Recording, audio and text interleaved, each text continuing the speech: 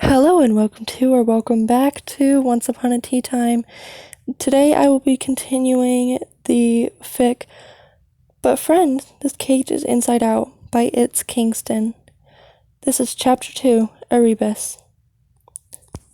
Sirens. That's all she could hear. They were racing closer, blue and red lights starting to flicker through the windows.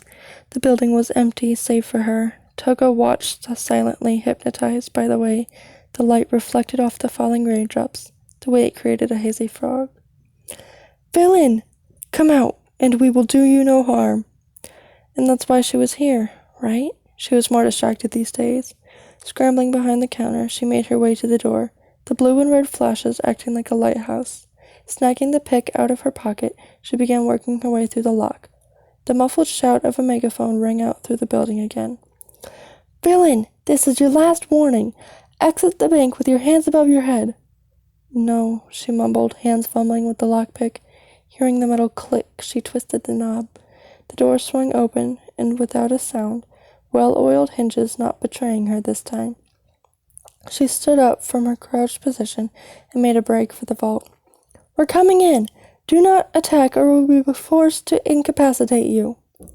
She slid the keycard out of her pocket, one she procured earlier that day. Holding it to the vault scanner, she glanced behind her and pulled her mask further up her face. Blue fabric rested beneath her eyes. The white fangs in the design mirrored her own. It wasn't designed to hide her identity, but to fight. The light turned on from yellow to green, and the automated wheel began spinning. With a mechanical groan, the door cracked, allowing her to grab the edge and pull it open. "Stop! Turn around slowly with your hands above your head." Damn it. There wasn't much of a way to get out, lest she didn't get past the cops and run from the bank. This heist wasn't going as planned, yet she only had herself to blame. She should have waited for the others. "Villain! Turn around!" She did so slowly, arms raised and mask up.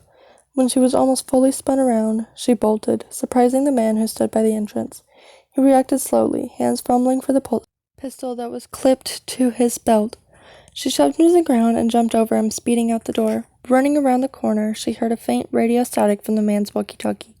"Requesting hero backup. One villain on the run. Suspected to be Toga Himiko." Damn it. She jumped out the window she'd entered through, a back one, far from the circle of police cars they'd formed around the front entrance. She'd have to get that stupid gang to case another bank. This one was a bust. Now, though, she just needed to get away. Eyes darting to the forest that laid behind the building, she smirked. The rain lit up as she began running. Perfect. Toga leaned her head against the window of the police vehicle. The road was bumpy and it made the world shake around her. Sighing discontentedly, she sat back up. She caught the driver's eyes in a rearview mirror.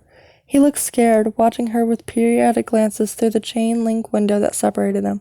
"Rah!" Toga pounced forward, teeth bared. The next time he looked back, the man swerved violently, two wheels going off the road for a minute. She giggled, leaning back comfortably in her seat again. He spoke angrily after a moment. "You could have gotten us killed." "That's all right. We're still alive, and if we weren't, we wouldn't be having this conversation." Toga's gaze fell on the bridge they were about to cross. It was hundreds of feet long, and the only way to get to Erebus. The prison in question was an experimental place, harboring villains that heroes thought they could fix. A place where therapists and doctors got paid the big bucks for working a dangerous job, and where heroes went to have their pictures taken. They stayed on the outside, of course. It was an island prison, surrounded by a spinning gorge of dark water. It made the place look dreadful, like there should be dark storm clouds above it as opposed to the clear night sky. "I have a family, you know, one who counts on me to work and come home. I don't even know what they'd do if I died in some wreck," the man said, giving her a glare in the mirror. "Do you think our lives are meaningless?" "I had a family. They probably liked me more than yours liked you. You seem like a killjoy." "You didn't answer my question." Maybe." Toga had spent far too long in the prisoner's lobby, having to wait overnight before being registered into this hellscape. Now she walked slowly to the room she was guided to. If she had to be here, she'd at least make it as stressful and aggravating for the workers as possible. It was the single way she had to keep control of the situation, and she wasn't about to lose it. That's why Toga stared silently at the woman in front of her. Long brown hair went to her elbows, freely flowing. Her dark red turtleneck was fit snugly around her shoulders, and Toga thought fleetingly that no one would notice a bloodstain on it. Her crossed legs were clad in black jeans, tucked away beneath her desk. Thin framed glasses were perched atop her nose, brown eyes watching Toga from behind them. "Hello, miss. I'm Hayata Shoko, and I'll be your therapist for your time here at Erebus.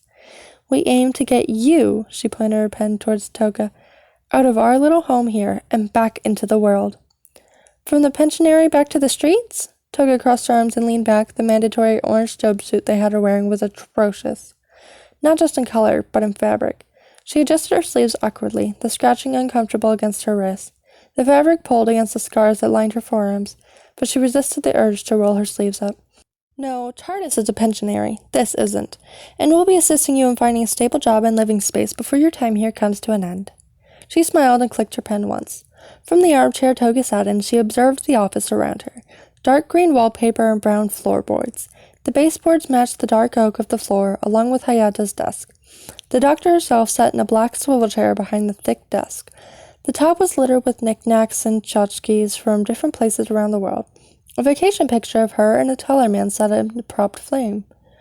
"So," she trailed off, picking up a clipboard and flipping the page. "Toga Himiko. What should I call you?" Her silence answered for her, eyes coldly trained on the woman. The therapist wouldn't get to her. No one had understood her since her days with the League. No, this woman would send her away, leave her to rot in the bottom of Tartarus. Maybe she'd even get the same treatment as Twice. "I understand what these sessions are mandatory and you don't want to be here, but if you were going to get out of here, we need to communicate." When Toga cut her eyes at Shoko, she was surprised to find the therapist looking indifferent. Shoko continued, "Could we start with these past few years you've had? It seems like you considered the League of Villains your only family for a long while. I'm sorry that you lost them." "I don't need your condolences," Toga snapped. "I'm not pitying you," Shoko said gently. "Can you explain what made you feel like you needed to react that way, or what's going through your head right now? I'd like to understand you." "You won't," Toga all but growled out. It was noon now. The guards had come to remove her from the office under the pretense of a lunch, and Toga had willingly stood from her chair to meet them at the door. She quickly found herself with steel cuffs around her wrist, hands tight behind her back. "It's a safety precaution," the guard had said. "It'll be removed once you enter the pod." He was a taller man with strands of blonde hair falling into his face. His American accent was apparent, leading Toga to guess he'd come here from the States. One walking down winding corridors later, they entered a small room. It wasn't unlike an airlock you'd see aboard a submarine. A white door led to it. When the guard walked up, he spoke into his walkie-talkie. "Hey, Greg, can I get Pod 2B open?" "Over." "On it." "Over." The door slid open mechanically, revealing a yellow cage. It boxed off a smaller corner where the door stood, only allowing exit via the door access from them. "All right, cuffs," the guard said, gesturing for Toga to lift her arms. He unlocked them and spoke into his walkie-talkie as he clipped them to his hip. "Greg, Pod 2B, second door, please, over." The yellow door creaked open, and Toga walked out, not needing another minute around some deadbeat guard. The pod, as the guard called it, was far cleaner than expected. Inmates sat in their respective tables, eyeing Toga suspiciously. The younger ones, inmates who hadn't learned of the law of the land yet, let glimmers of fear into their eyes as she caught their gaze. They recognized her expectedly. As with any other respectable jailhouse, the inmates were separated by gender. The setup of the room was stereotypical, not differing much from other prisons she'd had the misfortune of seeing the inside with. With lunch tables lining the ground floor, the same tables the inmates were seated around, it doubled as both a lunchroom and a dormitory of sorts. The latter function came from the flight of stairs that led to the top floor. The upper floor was more of a loft than a second floor in the high-ceilinged room, but it worked well enough as one, leading to a stretch of concrete suspended along the wall. The flooring branched out to the wall side, creating rooms filled with 4 bunk beds, totaling 8 people a room. Toga took a moment to scan the faces of the inmates, looking for anyone she could identify. Spotting no one exciting, she walked to the lunch cart, which was exactly what it sounded like, a cafeteria on wheels. The cart was packed with the food and wheeled to the location it was needed.